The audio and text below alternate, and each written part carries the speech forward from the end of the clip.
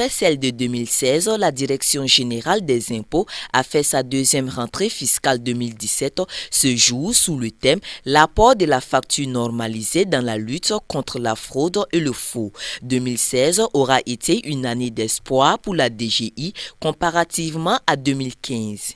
Sur une prévision de 622,94 milliards de francs CFA au titre du budget de l'État, nous avons recouvré 594,57 milliards, soit un taux de réalisation de 95,44%.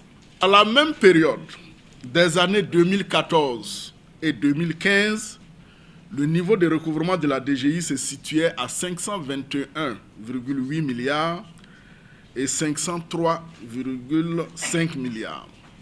C'est donc un accroissement record en valeur absolue de plus de 91 milliards par rapport à 2015. Nous recouvrons également pour les budgets des collectivités territoriales, communes et conseils régionaux. Et pour l'année 2016, nous avons pu mobiliser au profit de ces budgets 22,820 milliards pour des prévisions de 21,257 milliards, soit un taux de réalisation de 107,35%. Au total, nous avons recouvré en 2016 la somme de 617,39 milliards pour un objectif général de 644,20 milliards, soit 95,84% des taux de réalisation. Une rentabilité qui se justifie par l'application de plusieurs mesures. Il y a eu la réorganisation des services autour de l'idée maîtresse de la segmentation, et notamment la création d'une deuxième direction des moyennes entreprises à Ouagadougou et la systématisation du reclassement des contribuables dans les régimes appropriés. 2016 aura été aussi une année de lutte contre la corruption. Nous luttons contre la corruption en notre sein avec la même détermination que nous luttons contre la fraude fiscale au niveau des contribuables. C'est pour nous pareil, parce que ce sont des pratiques qui grignotent l'assiette fiscale, qui grignotent le rendement de l'impôt. Aujourd'hui, nous sommes vraiment dans une position parfois délicate. Nous avons, au moment où je suis en train de vous parler, plus de 20 agents des impôts qui sont sous les verrous. 2017 s'annonce une année de grands défis pour la direction qui s'est fixé un budget de 720,69 milliards de francs CFA. Nous allons donc devoir recouvrer 126 milliards de plus qu'en 2016 pour atteindre notre objectif de 2017.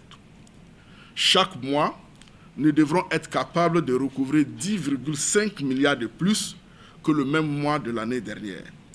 Autant dire que la tâche sera difficile, mais pas impossible. L'opérationnalisation de la facture normalisée et l'élargissement de l'assiette fiscale à travers un recensement fiscal exhaustif et moderne sont les actions en vue pour réussir ce challenge.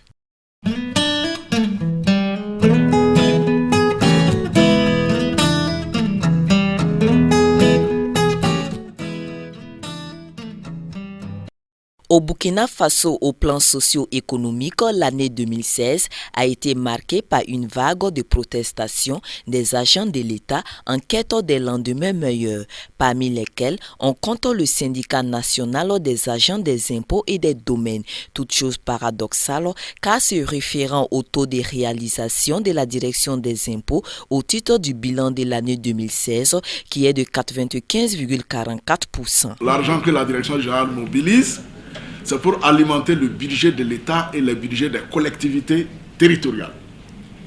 Voilà. Donc, ce n'est pas pour les fonctionnaires des impôts. Les fonctionnaires des impôts sont comme tous les fonctionnaires du Burkina Faso et qui donc émargent au budget de l'État comme tout le monde. Les conditions pour le fonctionnement du budget, c'est le même budget de l'État qui donne les ressources pour notre fonctionnement, pour nos équipements, etc.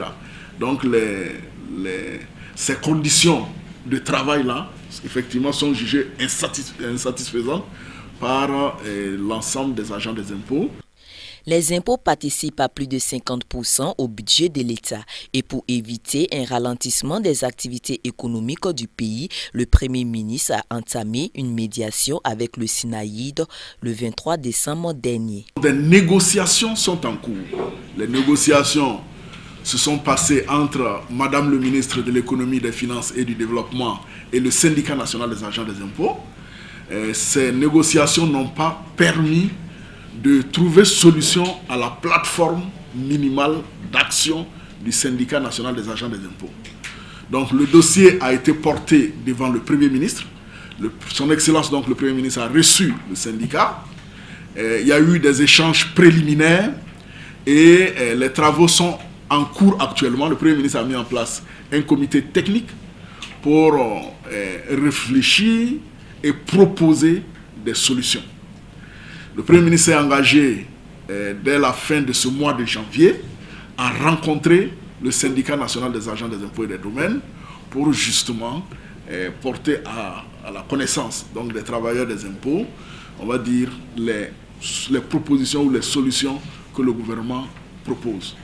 En attendant une sortie des crises au sein de la maison, la Direction générale des impôts souligne que l'année 2017 représente l'année de la rupture véritable avec les pratiques dommageables et appelle de ce fait à la citoyenneté des Burkinabés en acceptant tout simplement de déclarer et de payer les impôts.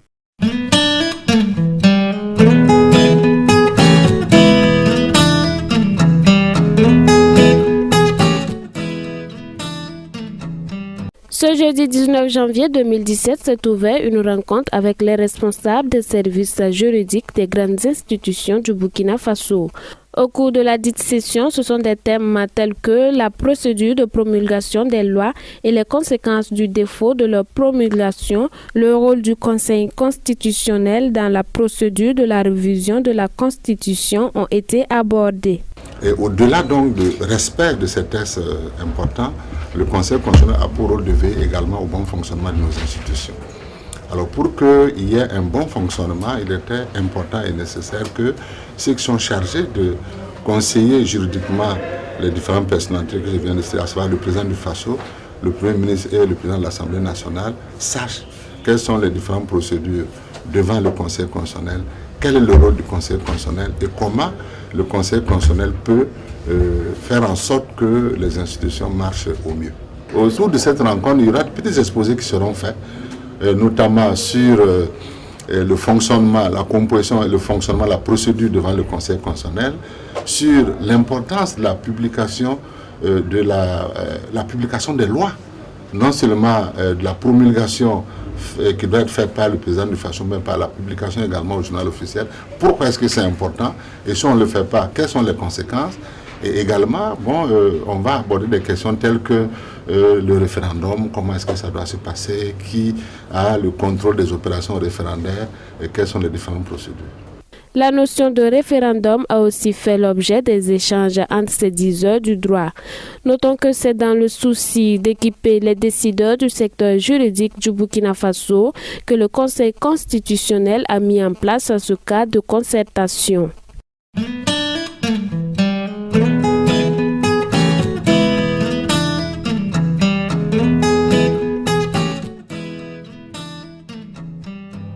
On se souvient le 16 octobre 2016 que cette partie de la classe politique burkinabé se réunissait pour fonder la coalition pour la démocratie et la réconciliation nationale CODER avec en tête Ablassé Ouedraogo, président du Faso autrement. Aujourd'hui, la CODER a 3 mois d'existence. Après une analyse et une introspection, l'équipe dirigeante face à la presse juge positivement les actions menées jusque-là. Il est important de noter avec satisfaction que la CODER a fait une prouesse en se dotant en seulement 3 mois d'existence de tous les textes fondamentaux nécessaires régissant son fonctionnement et son organisation. Notre règlement intérieur a été élaboré et adopté, de même que notre programme d'activité. Il s'agit là de 2 éléments qui nous servent de boussole et de repère.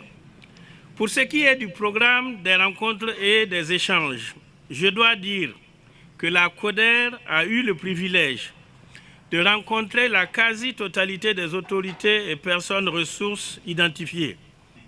Il y a une chose que nous devons retenir, c'est le mérite et la fierté de la CODER d'avoir, en seulement 3 mois d'existence, suscité et imposé un débat national sur la justice, la paix, le pardon et la réconciliation nationale. Ce débat doit se poursuivre et s'enrichir. Conformément au règlement établi, Ablassé Ouetraogo passe le flambeau à Maître Gilbert Noël Ouetraogo, président de l'ADF-RDA, pour un mandat de 3 mois. Nous avons un programme d'activité et ce programme d'activité va continuer à être déroulé. Nous allons donc poursuivre les rencontres avec les autorités coutumières, religieuses et civiles. Et c'est ainsi donc que nous envisageons de rencontrer le chef des Bobo mandarins, de rencontrer Sa Majesté le roi de Fada, le chef du Gouloumou. Nous envisageons également d'organiser des conférences publiques.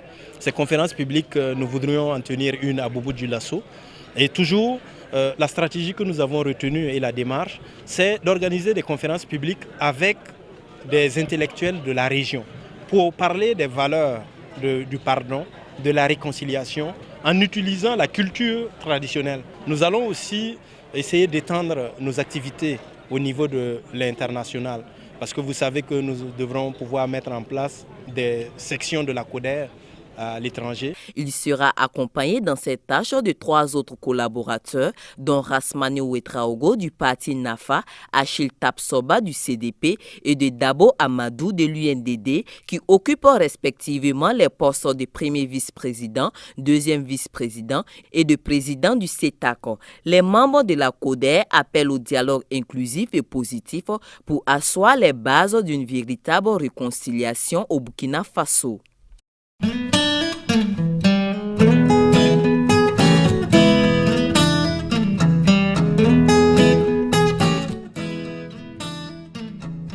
La CODER estime que la réconciliation, ce n'est pas de passer en perte et profit la responsabilité des uns et des autres.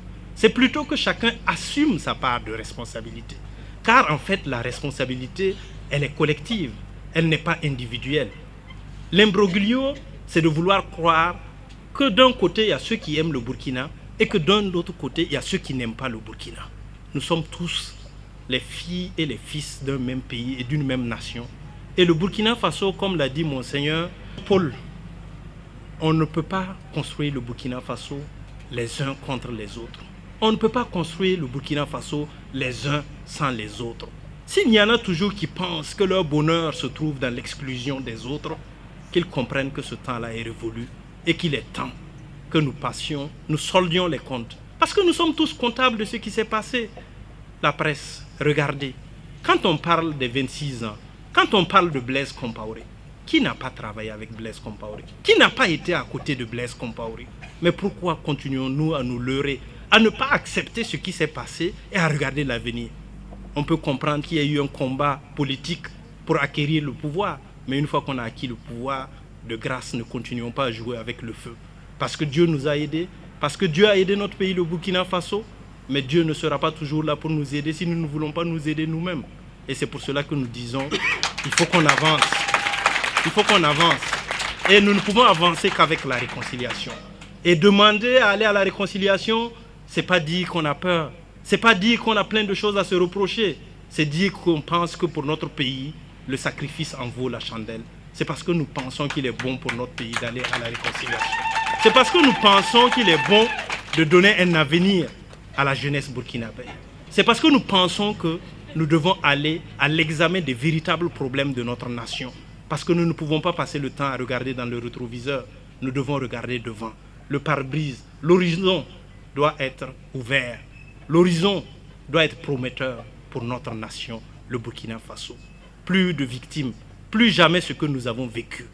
Et pour que cela n'arrive pas, c'est par la réconciliation que nous pouvons arriver à cela. Voilà pourquoi nous nous disons, travaillons à la réconciliation.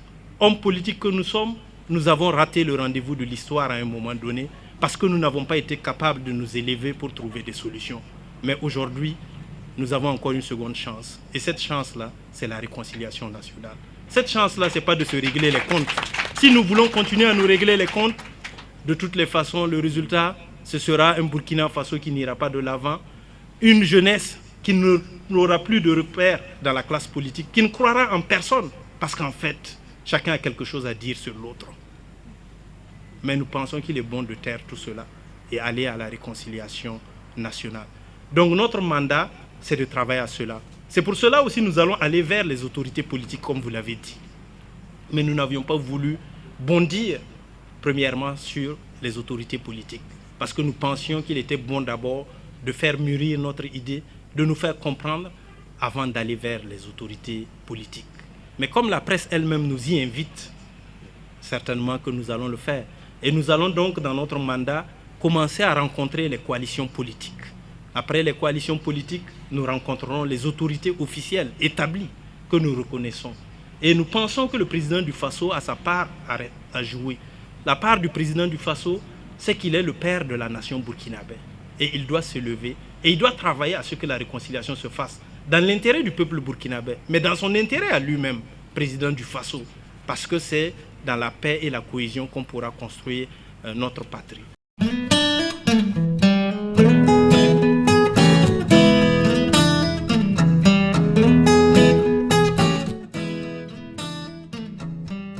Pour sécuriser les transactions commerciales et lutter contre le faux et la fraude fiscale, il a été adopté un nouvel modèle de facture dénommé facture normalisée. Une facture normalisée, c'est une facture qui respecte les conditions de forme et de fond édictées par l'article 373 du Code des impôts. C'est une facture sur laquelle il y a l'identité complète donc de celui qui édite la facture, il y a l'identité complète de celui qui achète, il y a toutes les informations nécessaires pour connaître ce qui est vendu, ce qui est acheté et les montants et permettre également de tracer les opérations. Dans le cadre de l'opérationnalisation des mises en œuvre de la dite facture, la Direction générale des impôts, qui a en charge l'organisation et la gestion du système de la facture normalisée, a initié cette rencontre d'information et d'échange avec les acteurs économiques sur sa modalité de mise en œuvre prévue au mois de février. Après l'exposé qui nous a été présenté par la Direction générale des impôts, et nous pensons que c'est une bonne initiative dans la mesure où elle permet de sécuriser les transactions commerciales et d'éliminer les faux et les usages de faux, notamment par l'édition des fausses factures par d'autres sociétés qui ne veulent pas se soumettre aux obligations fiscales. Vous êtes ici d'une grosse boîte, est-ce que vous êtes prêt à appliquer cela à partir du mois de février? Bien sûr, nous allons prendre les dispositions en collaboration, bien sûr, avec la Direction générale des impôts. Et nous avons toujours été en collaboration pour tout ce qui est question d'impôts. Il n'est pas rare, quand vous partez dans une boutique, dans un magasin, d'entendre dire que vous voulez une facture avec la TVA ou bien une facture sans TVA. Donc c'est pour vraiment mettre fin à ces pratiques-là, pour que toutes les opérations soient connues, soient comptabilisées et pour que les gens puissent payer le juste impôt.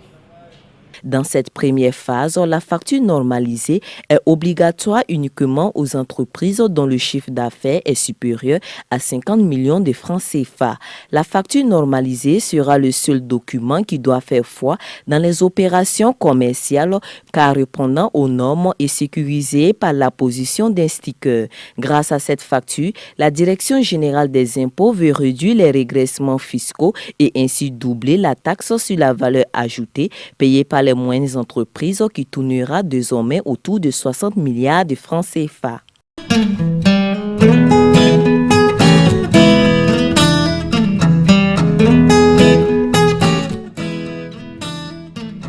C'est le contexte dans lequel nos grèves et nos luttes se sont déroulées en 2016. Et contexte marqué par la démission du pouvoir du MPP à l'égard de nos revendications et le mépris que nous avons noté malgré la justesse de nos revendications depuis la fin de notre grève le 24 novembre dernier, en dépit des proclamations sur l'importance du dialogue avec les syndicats, nous n'avons pas été approchés en quoi que ce soit. Et l'autre aspect, c'est aussi de montrer que les travailleurs, face à ce mépris-là, nous n'avons d'autre choix que de nous organiser mieux, de nous mobiliser davantage pour effectivement défendre cette plateforme revendicative. C'est pourquoi nous avons dit que nous convoquons un conseil de direction le 4 février, samedi 4 février donc 2017 à la Bourse du Travail.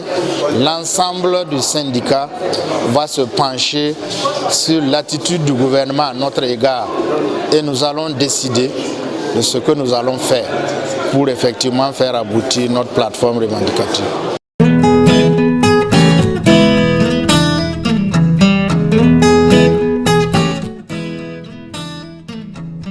Une conférence de presse pour faire un bilan des activités menées au sein de leur structure, c'est ce à quoi a procédé la Chambre des mines du Burkina Faso ce lundi 16 janvier 2017. C'est une feuille de route assez chargée qui a été respectée. On compte comme activité la participation de cette structure au processus de révision du Code minier de 2003, un processus débuté depuis 2010 et qui a abouti à l'adoption de la nouvelle loi minière en 2015. Les études, les formations, les discussions directes initiées par la Chambre des mines ont eu pour objectif de mieux faire connaître un secteur qui est relativement assez nouveau par les différents acteurs qui élaborent ou influencent les lois de notre pays. Nous avons tout dernièrement assisté à l'adoption de cette responsable pour la mise en œuvre effective de la loi régissant un secteur aussi stratégique que celui des mines.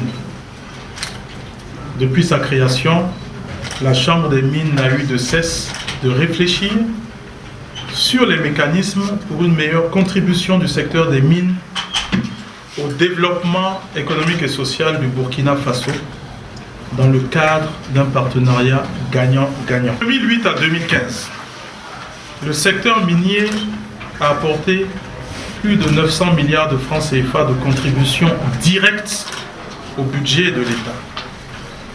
Cette contribution directe est certes appréciable, mais elle demeure infime par rapport aux retombées indirectes que notre secteur a apportées à l'économie burkinabé dans son ensemble, notamment au niveau des emplois, au niveau du développement d'opérateurs d'entreprises œuvrant pour la fourniture de biens et services au secteur minier, et également au niveau des investissements sociaux. Pour ce qui concerne la formation et l'emploi, la Chambre des mines et ses membres sont impliqués à tous les niveaux. Le projet d'école des mines, initié en collaboration avec la Chambre de commerce et d'industrie du Burkina et des partenaires externes, vise à améliorer l'offre en personnel aux sociétés minières, en particulier au niveau des ouvriers qualifiés. Au niveau régional, elle est devenue notamment membre des chambres des mines de l'UEMOA, au sein de laquelle elle a une place prépondérante, et également de la Fédération des chambres des mines de la CEDEAO qui a vu le jour il y a quelques mois de novembre. En adhérant à la Chambre des mines, toute société s'engage formellement à avoir un comportement responsable et à respecter l'environnement, à promouvoir la formation et le transfert des compétences, le développement communautaire, la fourniture de biens et services miniers, etc. Cependant, parlant des conflits sociaux que connaît le monde minier depuis un certain temps, les responsables de la CMB disent avoir entamé des négociations avec les partenaires sociaux pour l'adoption d'une convention collective sectorielle des mines. Et c'est normal. Parce que le secteur minier, comme je disais, est relativement nouveau. Donc il faut bien qu'il y ait une certaine adaptation pour qu'on s'assure de trouver les meilleurs mécanismes pour pérenniser justement quand on trouve des solutions dans les conflits, mais pour s'assurer que ce soit durable. Il faut des mécanismes. Ces mécanismes-là, c'est à travers la réglementation et la législation du travail, entre autres. Et c'est à ce titre que la Chambre des mines est vraiment partie intégrante du processus de réflexion pour la relecture ou la mise en place d'une convention collective sectorielle du secteur minier. Parce que voilà un outil concrètement qui va aider à s'assurer que de façon durable, la paix sociale puisse venir dans les mines. Tambao, c'est un cas, comme vous avez dit, qui est au niveau de la justice. Ça, c'est un.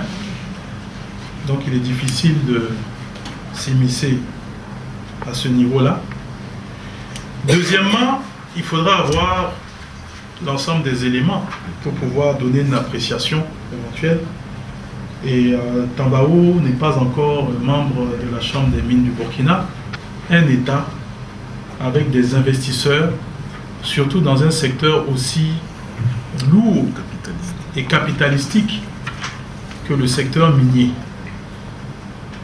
Parce que plus il y a de conflits, plus il y a de litiges, et moins notre pays est vu comme étant un pays bien placé au niveau du climat des affaires, et moins on peut attirer la confiance capitaux étrangers pour venir y investir.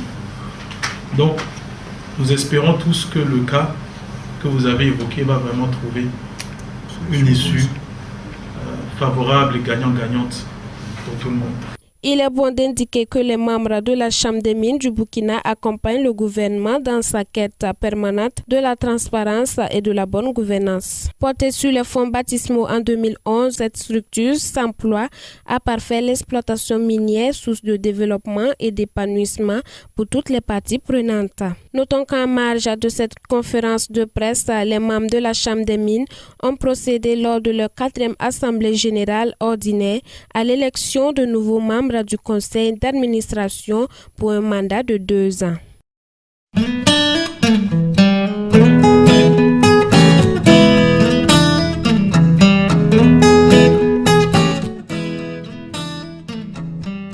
L'Afrique contre le tabac, ACONTA, et le réseau des journalistes anti-tabac du Burkina Faso a organisé ce mardi 17 janvier 2017 une rencontre avec les hommes de médias en vue d'exprimer leurs sentiments face au non-respect des tests sanitaires qui devraient entrer en vigueur depuis le 7 avril dernier. Les industries de tabac présentes au Burkina Faso semblent ne pas entendre de la bonne oreille les sons de cloche de la mise en application des tests régissant la commercialisation de la cigarette au Burkina Faso.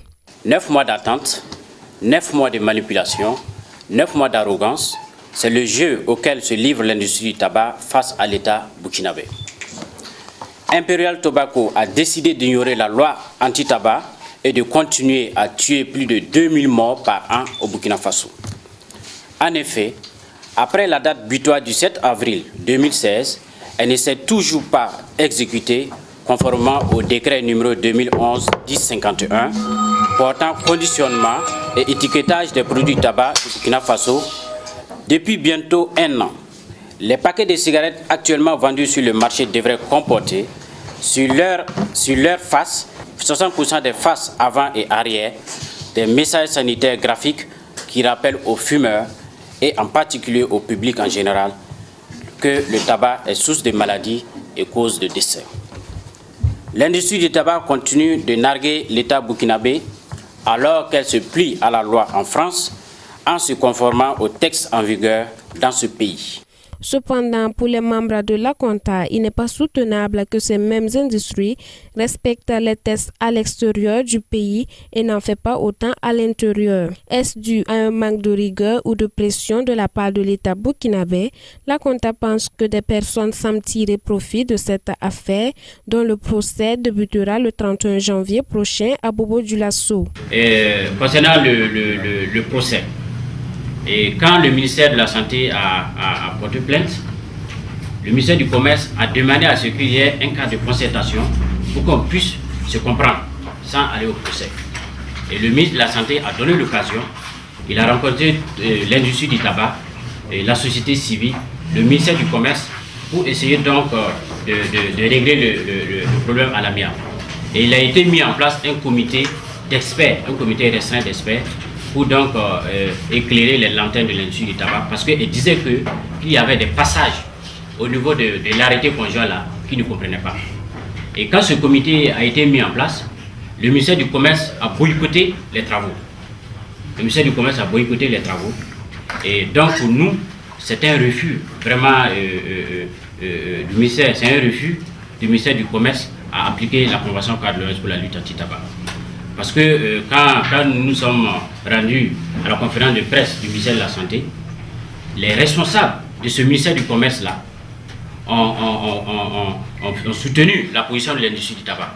Ce sont des positions qui ne tiennent pas. Parce que nous sommes en face d'un problème de santé publique. Et au Burkina Faso, le tabagisme là fait des dégâts. Nous avons un nombre d'environ 2000 morts par an. Je ne rêve même pas un seul moment que nous n'ayons pas ce procès.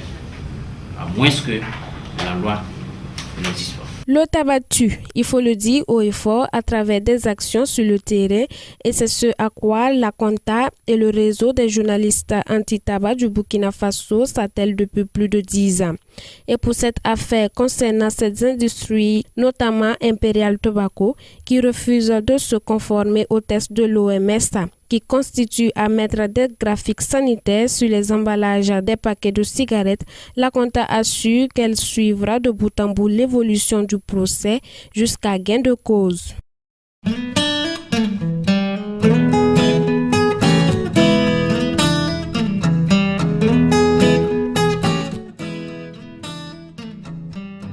Depuis fin novembre, les habitants de la ville de Ouagadougou, à l'instar des autres villes du Burkina Faso, endurent la période d'harmattan. L'harmattan, un vent du nord-est très chaud le jour, plus froid la nuit, est le plus souvent chargé de poussière. L'harmattan couvre la période de fin novembre à mi-février. Durant cette période, les températures sont nettement moins élevées. Les minimales peuvent s'abaisser jusqu'à 14 et 15 degrés et les maximales atteignent entre 28 et 37 degrés. Malheureusement, on remarque en cette période une nette augmentation des accidents et un nombre important d'hospitalisations pour motif de maladies telles les migraines ou encore des poussées d'hypertension artérielle. Quelle attitude les populations adoptent-elles durant cette période?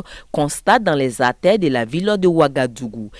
D'abord, je mets un beurre de karité dans ses narines tous les matins, même la nuit avant de dormir. Et puis, je l'habille vraiment, il est doublé. Il a 2 t-shirts en bas, un pull et puis sa tenue ensuite. Je suis un sportif, donc moi ça ne me dérange pas le froid. Voilà, donc je n'ai pas aucun remède, je ne prends pas aucun produit aussi. Mais matin, je fais un peu du sport avant de me laver pour aller au travail. Je porte du blouson, je prends de matelato, je mets dans mes narines, je m'enduis. Voilà, c'est comme ça que je fais. Il faudrait se protéger, il y a les cache-nez, il y a le casque, bien se protéger, les pulls verts et autres, porter des fermés. C'est de les protéger, se mettre les pulls, c'est tout. Sinon, on ne voit pas autre moyen. Bien les pommader puis les protéger, c'est tout. Il est vrai que certains se protègent et d'autres pas du tout. Allons à la rencontre d'un spécialiste de santé pour apprendre sur les risques que courent les populations. Ce que la population endure est lié, comme vous l'avez su bien le dire, de ce vent qui est frais, qui souffle et qui est sec. Et ce vent vient frapper les muqueuses. Donc, il y a les yeux, le nez, la bouche. Toutes ces muqueuses-là, c'est-à-dire ce qui les couvre, subit donc le froid et la sécheresse.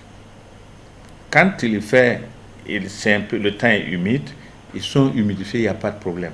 Mais ici, ils dessèchent et ils peuvent donc devenir fragiles. Et pour un petit effort ou une infection, il y en a qui saignent. les épistaxis, qui saignent du nez. Donc, ce temps-là favorise la sécheresse, la fragilisation de la muqueuse. Et quand une muqueuse n'est pas bien protégée, elle va saigner. Et tout ce qui vient de l'extérieur par la poussière, par exemple, peut entraîner une réaction allergique, c'est-à-dire le corps se défend. Et donc, là, ça fait des maladies allergiques. Et ces maladies allergiques, du fait que cette même couche descend dans les poumons, remonte dans la tête, autour des yeux et même vers l'oreille, surtout chez les enfants, ça communique, la bouche et le nez communiquent avec l'oreille par la trompe d'Eustache. Donc toutes ces muqueuses subissent l'agression, se fragilisent, prennent un coup, se blessent. Et quand il y a, en plus de ce temps, vous voyez que la poussière véhicule des allergènes, comme je le disais tantôt, mais aussi des virus, mais aussi des bactéries. Les bactéries, les microbes. Et donc, c'est un moment où les microbes viennent sur un terrain déjà préparé, c'est-à-dire un terrain fragilisé. Et comme le terrain est fragile, donc l'infection va se développer facilement. Y a-t-il des maladies récurrentes couvrant cette période? Pendant ces périodes-là, la première des affections qu'on connaît, qui semble banale, c'est les rhinorrhées, les rhinites. Les rhinites, c'est-à-dire le nez coule. La nuit, on a l'impression que le nez va se boucher, que le nez est bouché. C'est une impression en réalité, puisqu'il n'y a rien dedans. Et c'est désagréable, la respiration. Les enfants commencent à crier parce que le nez bouffe, il s'étouffe, etc.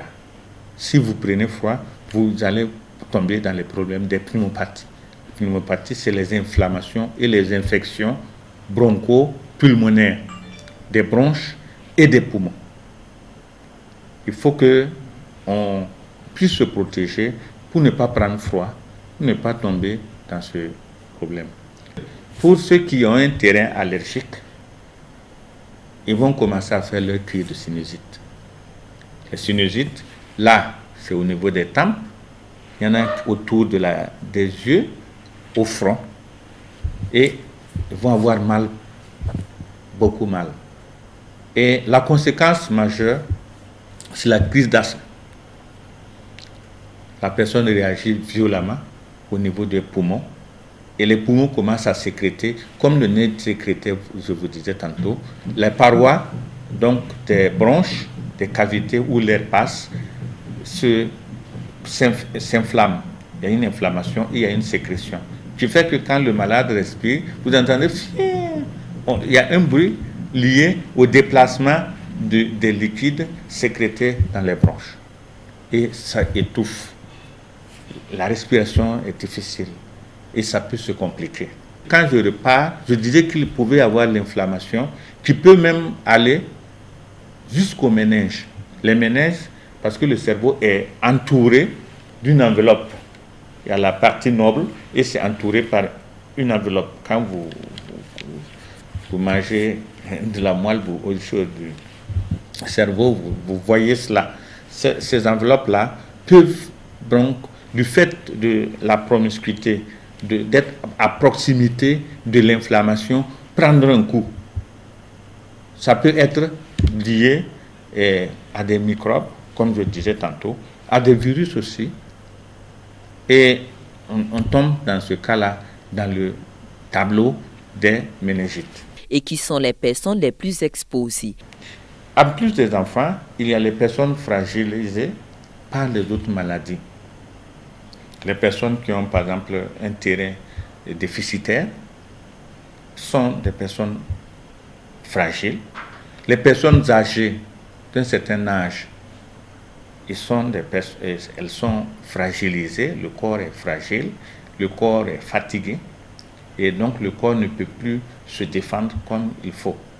Donc ce sont ces gens, c'est cette catégorie de gens, surtout, mais les adultes aussi, si vous habillez, déshabillez, vous marchez, vous prenez froid, vous allez faire aussi une bronchite. Hein.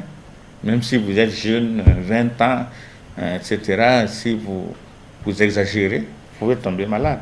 Un sujet a retenu notre attention. Doit-on se doucher à l'eau froide en ces moments de forte fraîcheur? Nous avons tendu notre micro à des usagers pour recueillir leurs opinions. S'il fait frais, bon, avec le temps, je me dis que c'est pas... On peut se doucher avec un peu l'eau tiède, sinon avec l'eau fraîche, là, c'est pas simple. Personnellement, moi, je ne me douche pas avec l'eau fraîche, donc je ne conseille pas. Moi, je pense que c'est un choix de tout un chacun. Hein. Voilà, selon votre état de santé, vous lavez avec de l'eau fraîche ou de l'eau chaude. Mais moi, personnellement, je me lave avec de l'eau fraîche. Oui ou pas, docteur Sakandé, quel est votre avis? Ceux qui sont habitués à se laver à l'eau fraîche, qui continuent à se laver à l'eau fraîche. Le corps se défend toujours. Et l'idéal, c'est quand on s'est lavé avec de l'eau fraîche, comme les femmes, vous savez bien, hein, vous mettez le beurre ou les pommades. Quand vous mettez la pommade, vous vous sentez déjà bien. Et ceux qui ont l'habitude de se laver avec l'eau fraîche, je leur conseille le matin, quand ils se lèvent, de faire un peu de sport. Comme ça, le corps est déjà chaud et quand ils reprennent l'eau fraîche, de toute façon, ça leur fait du bien. L'harmattan a des effets négatifs sur la santé des populations, mais comme dit l'adage, on ne peut empêcher l'oiseau de voler au-dessus de soi, mais on peut l'empêcher d'y faire son nid. Voici quelques recommandations du médecin. Quand vous prenez la circulation, c'est mieux d'avoir des verres neutres et des verres même parfois un peu contre le soleil. Parce que ça, c'est notre pathologie.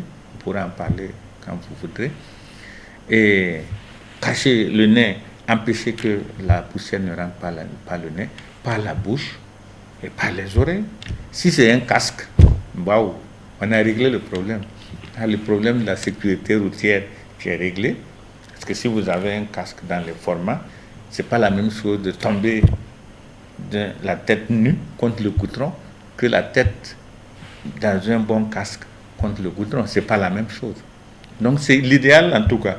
Et pendant le jour aussi, il faut pouvoir protéger. Protéger pour qu'il n'y ait pas pour que la poussière et le vent n'atteignent pas les muscles, les muqueuses, ou encore humidifier les muqueuses. On peut humidifier, nos grands-mères connaissent bien ça. Le beurre de karité, encore qu'en ville, il y en a. Et maintenant, c'est modernisé, c'est dans des boîtes, c'est joli, etc. Ou toute autre huile de bonne qualité peut servir, surtout pour les enfants, à leur permettre d'avoir des muqueuses qui sont résistants à l'attaque de la fraîcheur, du vent et des allergènes. Et l'habillement, il ne faut pas que l'enfant prenne froid. L'adulte aussi, ou la personne âgée, ne doit pas prendre froid. Et ceux qui sont malades et qui se connaissent asthmatiques doivent toujours être regardants par rapport à leurs habits. Pas s'habiller légèrement parce qu'on veut être joli, je ne sais pas. Il faut s'habiller décemment pour pouvoir se tenir au chaud. Prévenir vaut mieux que guérir. Les populations sont invitées à prendre des précautions afin d'éviter de contracter toute pathologie.